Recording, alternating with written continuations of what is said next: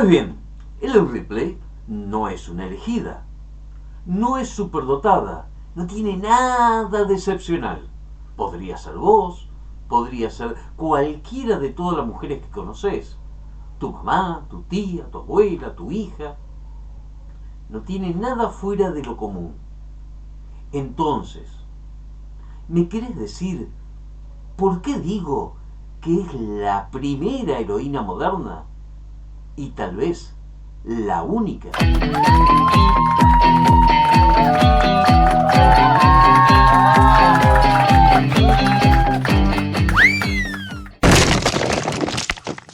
Bienvenidos, bienvenidas al DAD, nuestro canal de psicoanálisis salvaje y al alcance de todos.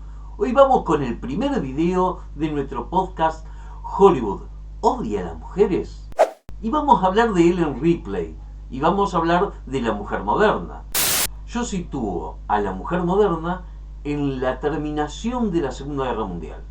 A partir de esos cambios sociopolíticos, económicos, que se reflejan en lo cultural, la mujer se encuentra de repente con una obligación y una oportunidad. La obligación y la oportunidad de lidiar con la realidad, de entrar por la puerta grande al mundo de adultos.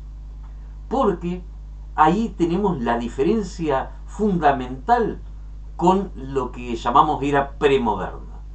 En la era premoderna, la mujer nunca está en el mundo de adultos, por motu propio, con su propia impronta, desde su propio deseo, nunca, jamás. Tiene básicamente dos posiciones, o la posición hija de, o la posición de madre. En la posición hija del padre, de la madre, pero también de la cultura, y mejor dicho todavía, como una niña. Como una niña que no tiene las capacidades para salir del arrebato, del capricho, del extravío. Es como decir, es concebida como un ser de pura irracionalidad, de pura emotividad, que no tiene el soporte psicológico y llegan a decir moral, ¿tá? No tienen el soporte para poder lidiar con la realidad. Entonces siempre están interdictadas necesitando una habilitación. Y esa habilitación viene o por ser hija de o por ser esposa madre. Y al decir esposa madre, estamos hablando de que si bien es madre, y eso es la única actividad adulta que se le permite, es madre y tiene representatividad y capacidad de interactuar en la realidad del mundo de adultos exclusivamente por ser esposa de. La mujer premoderna básicamente es concebida como una niña, y no como cualquier niña, como una niña dominada por sus pasiones, dominada por ni siquiera sus pasiones, por su emotividad, ¿sí? O sea, una niña desbordada, una niña siempre al borde de la angustia, que por lo tanto siempre es de personalidad plana, llanita, incapaz de tener la capacidad de sostener 5 minutos un rasgo adulto. Esa es la concepción premoderna. Parece joda, ¿no? Porque si vemos la actualidad, vemos que todavía persiste en demasiados lugares esa concepción premoderna. Ellen Ripley, dijimos, no tiene nada de excepcional, pero tiene algo muy interesante. No es superdotada, no es una mujer súper inteligente, pero es una mujer que no tiene ninguna habilitación. Nadie habilita a Ellen Ripley a hacer lo que hace. No interviene su personaje, no tiene ninguna atadura para hacer avanzar la trama que tenga que ver con una habilitación o con algún tipo de relación arquetípicas premodernas. ¿Por qué? Porque para avanzar la trama no es necesario que sea hija de nadie, no es necesario que sea esposa de nadie, no es necesario que tenga hijos, o sea, que sea madre. No interviene a través de ninguna de todas esas vías de acceso momentáneas e interdictadas de la premodernidad. En ningún momento Ellen Ripley es una mujer excepcional como podría ser una superheroína, o sea, no tiene superpoderes, pero tampoco excepcional por tener, por ejemplo, una valentía desbordante. No tiene una superinteligencia, no tiene un superfísico, o sea, no es super fuerte, no es valiente, no es superinteligente. No tiene ninguno de todos esos rasgos como cosa dada sin ninguna explicación, como algo que viene, como algo que le aparece. A diferencias de otras heroínas y superheroínas, Ellen Ripley es una mujer común y corriente. ¿En qué reside su carácter heroico?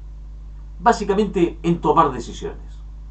Lo único que hace Ellen Ripley en Alien, el octavo pasajero, porque después se va desvirtuando bastante, en ese momento lo único que hace es tomar decisiones. ¿Y cómo toma decisiones?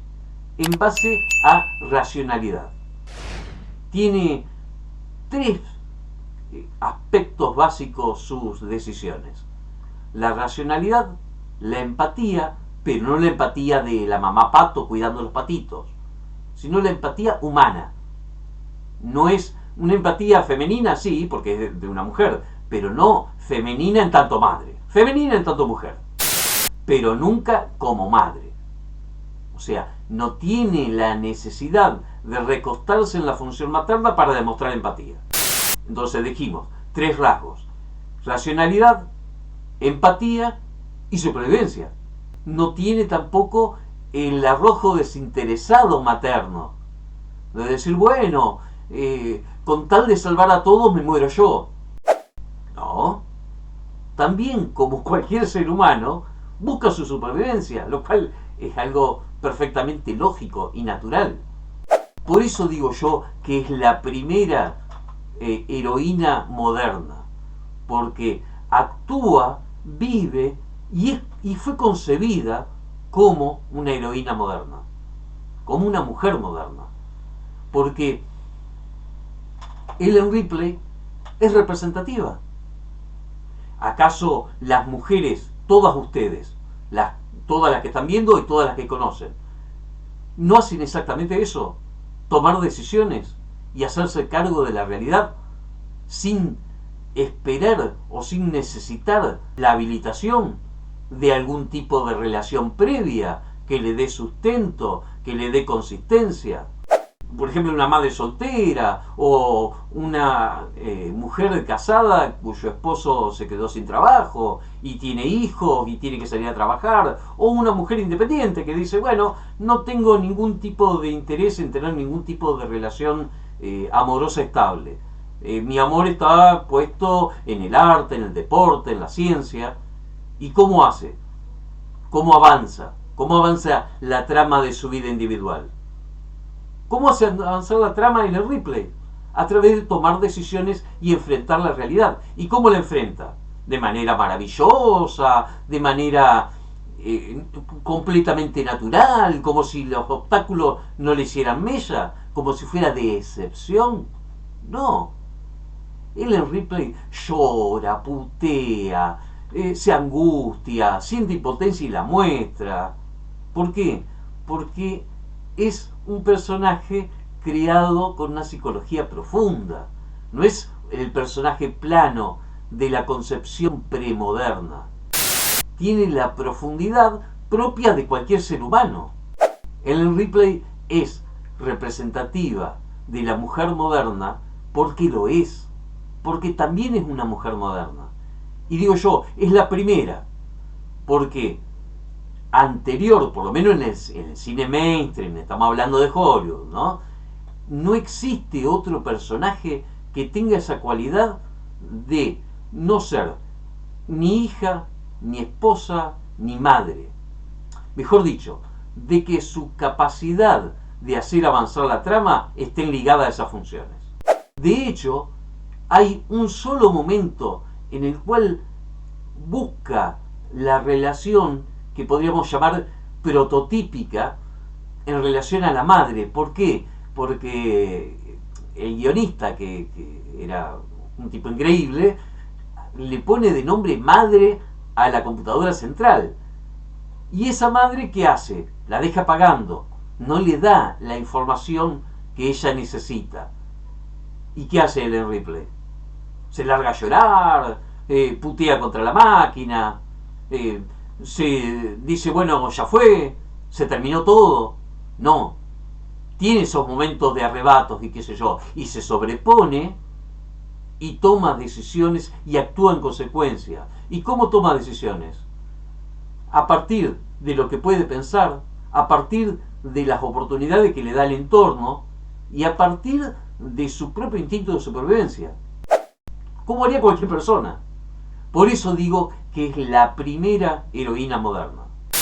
La mayoría de las superheroínas, sacando a un lado el tema de los superpoderes, ¿no? Estamos hablando de la psicología, de cómo se construye el personaje. De repente tienen una omnisciencia y una especie de invulnerabilidad respecto de los obstáculos. Cualquier tipo de obstáculo es lo mismo. Pasamos por acá y pasamos y listo. Nada genera angustia, nada genera un momento de incertidumbre. No hay tiempo en las superheroínas actuales, o incluso en las heroínas. No hay tiempo. No hay tiempo de reflexión, la realidad no les impacta, no les afecta. Pueden pasar a los tiros y después conducir un helicóptero y hacer un buñuelo y armar un ovni y chaparse un tipo a una mina y después agarrar un perrito y después salir escribiendo un libro sobre las pirámides y construir las pirámides. Y todo eso lo pueden hacer como si nada de eso le fuera obstáculo. Tampoco hacer esas cosas le representa algo. Son personajes completamente planos, y que siempre están concebidos como niñas desbordadas, porque cuando vemos el carácter siempre tiene que ver con ese disfraz de antihéroe que en realidad es la niñería. O sea, son fastidiosas, son caprichosas, nada de la realidad les afecta ni les importa. ¿Por qué se concibe a la mujer así desde Hollywood si ya tenían un modelo anterior que es profundo, que es interesante, que tiene una verosimilitud concreta, real, que aparte fue aprobada por la gente, fue aprobada por la mayoría de la gente, tanto hombres como mujeres, o sea, superó la brecha esta de la disputa estúpida entre hombres y mujeres a ver quién es más esto y quién es más lo otro. Fue más allá, atravesó esa circunstancia. ¿Por qué? Porque es una buena historia y tiene un buen guión y tiene un buen personaje, un personaje creíble, representativo. Encima, un personaje que les dio la posibilidad de producir guita, porque fue una película completamente taquillera y es representativa hasta el día de hoy, porque representa los ideales, los valores y las condiciones propias, naturales de la mujer moderna. Entonces, ¿por qué Hollywood insiste en mostrarnos heroínas y superheroínas y supervillanas que son incapaces de sostener una conducta adulta 5 minutos? ¿Por qué nos sigue queriendo mostrar, como si estuviéramos en la era premoderna, a las mujeres como niñas? Y aparte como niñas desbordadas, ya les digo, por el capricho, por la angustia, por la tontería. Personajes completamente superficiales, repetitivos. ¿Por qué no le da continuidad a los personajes en la línea de Ellen Ripley? Si le podría dar continuidad, lo podría profundizar, lo podría desarrollar. Podría decir, bueno, la gente se copa con esto, le gusta esto, elige esto, al punto que hoy todavía hay versiones de Alien y la gente la sigue viendo, y la sigue viendo por el personaje de Ellen Ripley. ¿Por qué no continuar por ahí? Es más, si no lo quieren desarrollar, ¿por qué no copian y repiten? Si lo hacen en todo momento están copiando y repitiendo. Todos los personajes actuales de las superheroínas actuales, si vos sacás de un lado y lo pones en otro, no cambia nada. Vos sacás Supergirl de Superman y la pones en Capitana Marvel y es exactamente lo mismo. No hay ningún cambio. Nadie se daría cuenta de la diferencia. O sea, con el que le cambie el trajecito, ya está. Entonces, ¿por qué copian y repiten fórmulas que encima cada vez son más tendientes al fracaso y no copian y repiten este modelo que tiene que ver con una mujer capaz de tomar decisiones e intervenir en el mundo de adultos, en la realidad de adultos, desde su propio ser, desde su propia concepción, desde lo que es. Y eso que es no es algo regalado ni dado por quién sabe quién, no es una cuestión mágica, no es una cuestión que le viene de repente porque el guionista dijo, bueno, y sabe hacer esto. No es, vamos a decir, esta Luis Lane de este Superman reciente, que de repente puede manejar una nave, puede salir haciendo esto, lo otro. Le dicen, hay un universo de bolsillo. Sí, un universo de bolsillo, como si fuera algo natural. No, a Ellen Ripley le afecta absolutamente todo. Cambia un tornillito en la nave y hay un impacto. La mina en todo momento registra la realidad. Las superheroínas actuales no registran la realidad no las afecta y aparte ellas no registran realidad, se mueven como si la realidad no existiera. ¿Y qué es eso? La concepción premoderna. La mujer se mueve como si la realidad no existiera. ¿Por qué? Porque no tiene soporte ni psicológico ni moral. Aparecen como con la misma planicie, con la misma incapacidad de la concepción premoderna. Lo más loco, supuestamente quieren mostrarla empoderadas y superadas y cosas por el estilo. ¿Y por dónde pasa el poder?